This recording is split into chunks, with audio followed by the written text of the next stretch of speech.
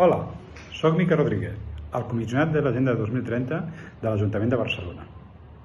Per qui no ho sàpiga, l'Agenda 2030 és un pacte entre tots els països del món per fer del nostre planeta el més sostenible possible per l'any 2030, d'aquí 10 anys.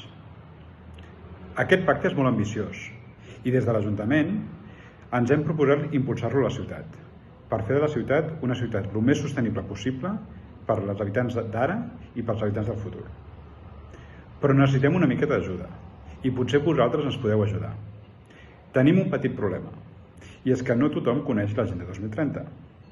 De fet, l'última enquesta diu que només el 30% de la població coneix l'Agenda 2030.